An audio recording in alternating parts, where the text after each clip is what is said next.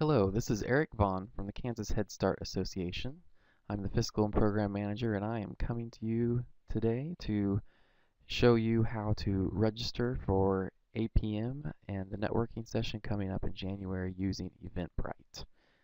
So we will have sent you a link which you will then open, and it will take you to this website. You'll use the same website to register for January APM and for the networking session, one or the other or both. So all you have to do is you have to choose how many people you're going to be registering for APM. It can be anywhere from 0 to 4 people. So let's just say we're registering 2 people now, and then 1 for home visiting. If you choose an option other than 0 for home visiting, then it's going to give you some payment options, because that is the one ticket that will cost. January APM is free for those members that are dues paying members. For home visiting, the cost is going to be $27.50 to cover the cost of food and copies if we need to make copies.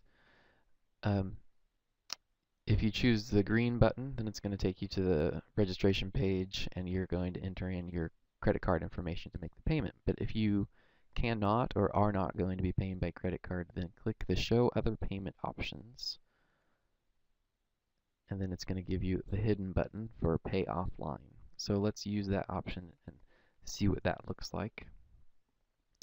No matter which choice you choose, whether it's to pay by credit card or by check or by invoice, then all this registration information is going to be the same, except at the very end, if you choose the credit card option, you're going to enter in your credit card number, type, and then submit payment that way. Otherwise, you're going to choose to pay by check, which means that I will not be sending an invoice, and I will be expecting a check from you without an invoice. Or you can choose the Send Invoice option, and that will send me an email notifying me that people have registered, and then I will send an invoice to your program, and I will use the email of the buyer information that got entered into the registration section to send an invoice, so that you can send payment prior to the January APM meeting. So let's go back up and look at the buyer information here. So if you've used Eventbrite before, it's going to remember you, and it's going to enter in your buyer information automatically, and it's going to enter in you as the first person registering automatically. So just enter in that information, make sure your name, first and last, and email address are correct, especially if you are asking for us to invoice you, because I will use this email to send an invoice.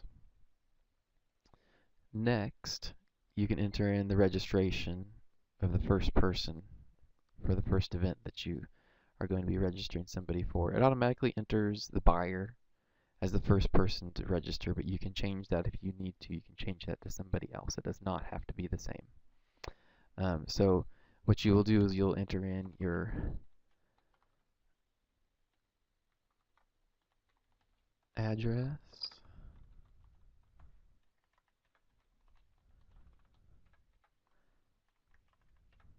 and phone number. So in case we cannot get a hold of you for some reason, it's nice to have a phone number. Then we check our contact information as well to make sure that's accurate based on what you enter in here. So after you do that, then for the APM meeting, you're going to choose what program you're from. And if you are not from a Head Start program, then choose Other, as the directions here say. And then you will enter in the agency that you're from. So an example would be Department for Children and Families. You just put in DCF. You can put in initials if it's something that we know of. Otherwise, you're going to be from a program, and then you choose which representative this first person is. Okay. So then you go through another option. So my piece of advice to everyone is most likely you're going to be registering multiple people from one organization in one order. So use this copy data from option, and I'm going to I'm going to select the first registration option. What that does is it copies everything from the first registration into the second. So you don't have to retype the address. If the phone number is different, you can change that. But that way you can just change the name and the email.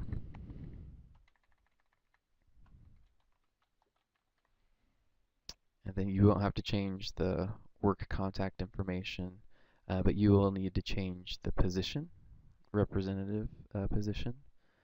And then here's the example for home visiting. So I'm going to do the same thing and copy. We're going to say that Shauna is attending the home visiting. And our phone number is the same, so I'm not going to change that. So you don't have to change any of the work information or other information for this one registration, because that's all copied if you use that option. So now is when you would enter in, if you're paying by credit card, you'd see the credit card information, you'd enter that here, or pay by check. So like I said, I will not expect, you will not receive an invoice, and I will be expecting a check from you if you choose this option. Or if you would like us to send you an invoice, then please click Send Invoice, and I will invoice you your program to the email address that you entered in under buyer information. And as always, if you guys have questions, please email me or give me a call, and my contact information is right here on the bottom of the registration page. So thank you, and we look forward to seeing you in January.